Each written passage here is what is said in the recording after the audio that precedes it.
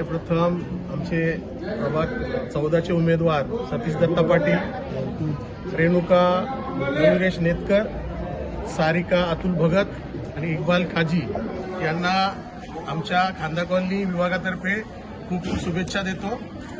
हा प्रभाग तसा बघायला गेला तर त्याची भौगोलिक रचना अशी आहे की मुसलमान मोहल्ल्यापासून दाता खांदा, मोठा खांदा, सेक्टर 17, सेक्टर 25 आणि आमचा काही भाग म्हणजे 13-14 असं म्हणता येणार नाही. बाकीच्या भागातली पण बरीच सारी मतं इकडे आहेत.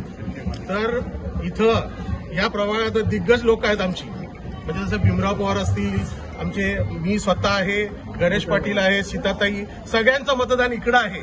त्याच्यामुळं मी आश्वस्त करू इच्छितो तुम्हाला या प्रभागातर्फे म्हणजे आमच्या विभागातर्फे की इथलं जास्तीत जास्त मतदान आमच्या उमेदवारांमध्ये 90% मतदान इथनं आम्ही द्यायचा प्रयत्न करू.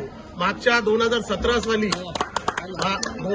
साली जे उमेदवार होते त्यांना आम्ही 90% मतदान दिलं होतं. फक्त 10% मतदान विरोधी पक्षाला झालं होतं. आजची पण तीच परिस्थिती आहे. सगळा जनसमुदाय आमच्या पाठीमागे आहे, कारण आमचं काम आहे. इथं आम्ही कार्यक्रम राबवतो, कामं राबवतो.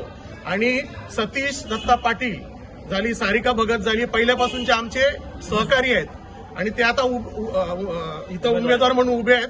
तर आमचं कर्तव्य आहे त्यांना जास्तीत जास्त मतांनी लीड द्यायचं आणि ते आम्ही करू एवढं आश्वस्त करतो. धन्यवाद. भारतीय जनता पार्टीचा आपल्या अनेक सदनिकाधारकांची संपर्क आहे, अनेक सोसायटींचे संपर्क आहेत, कशा पद्धतीने आव्हान कराल?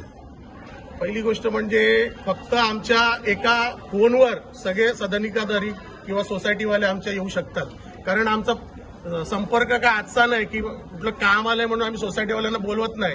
सोसायटीवाल्यांच्या 5 वर्ष म्हणजे अहोरात्र आम्ही मदतीला धावत असतो. त्याच्यामुळे आम्ही नुसते फोनवर जरी आवाहन केलं की 12 तारखेला खारघरला मुख्यमंत्री साहेब तुमच्या समस्या जाणून घ्यायला, तर फोनवरच आमच्या ते लोक येतील अशी आम्हाला आशा आहे.